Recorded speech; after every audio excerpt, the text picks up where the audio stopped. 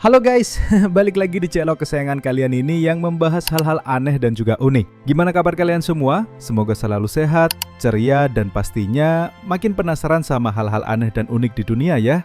Nah, di video kali ini kita akan membahas tentang tradisi dan budaya manusia.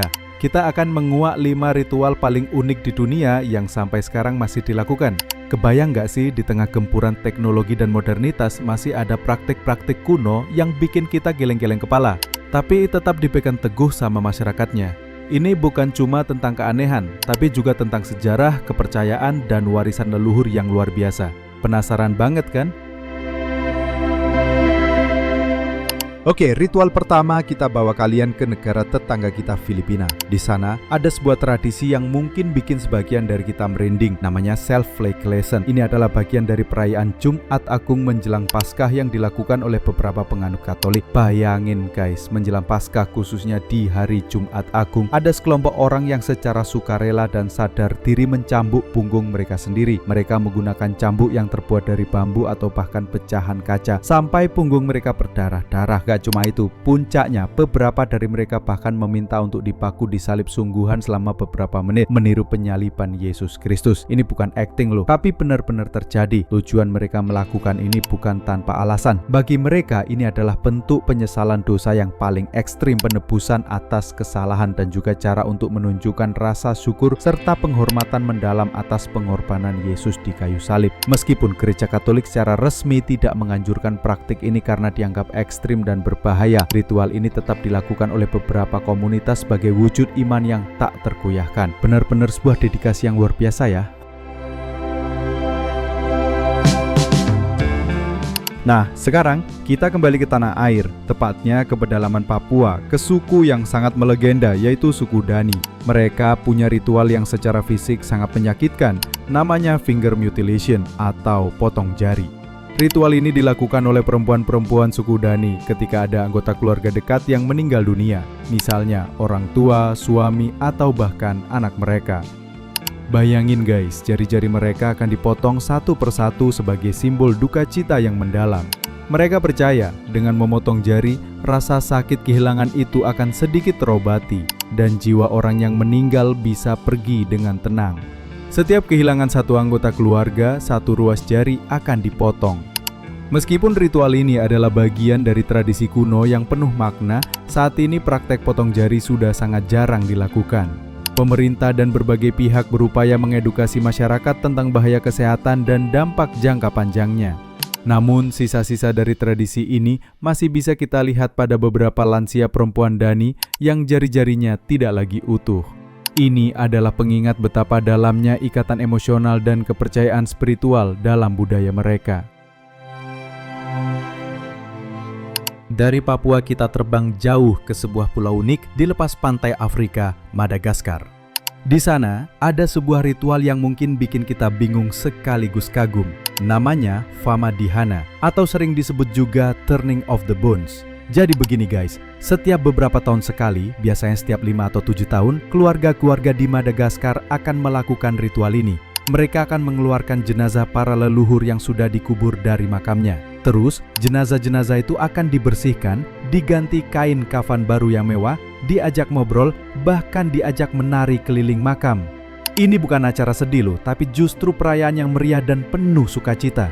Keluarga besar akan berkumpul, makan bersama, minum, dan menari-nari dengan alunan musik tradisional sambil mengelilingi jenazah leluhur mereka.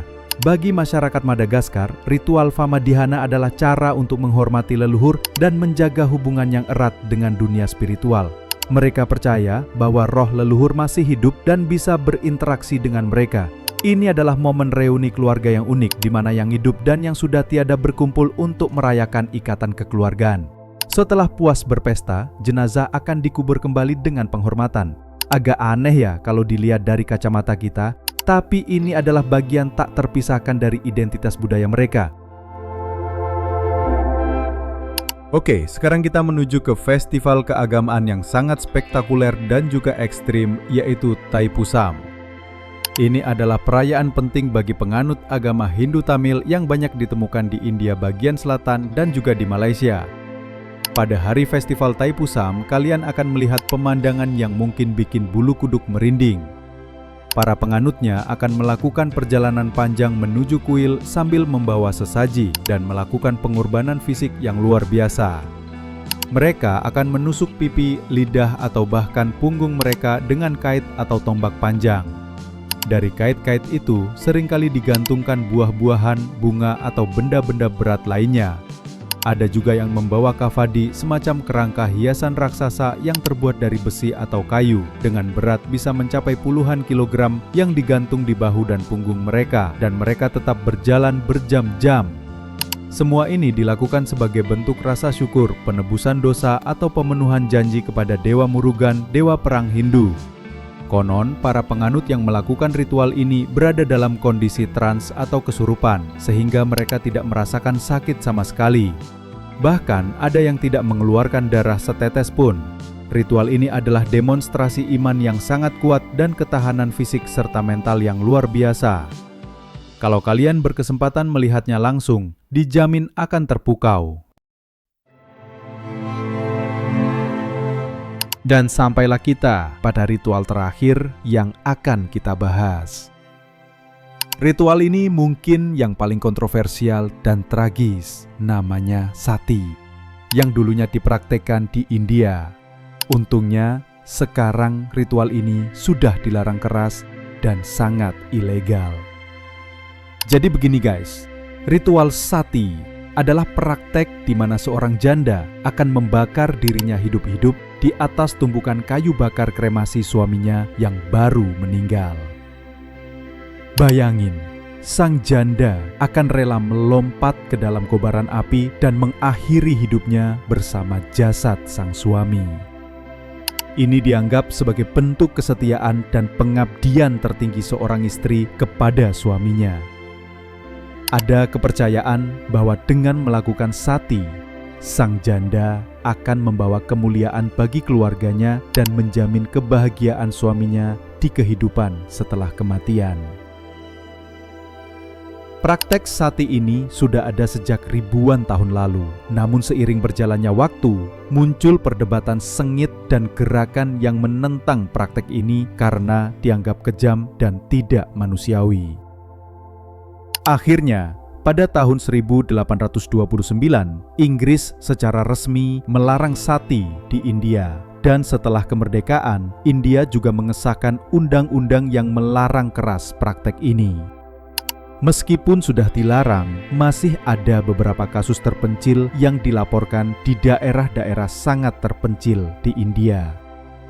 Ini menunjukkan betapa kuatnya akar tradisi ini di masa lalu dan betapa pentingnya peran masyarakat dalam mengedukasi dan menghapuskan praktek-praktek berbahaya.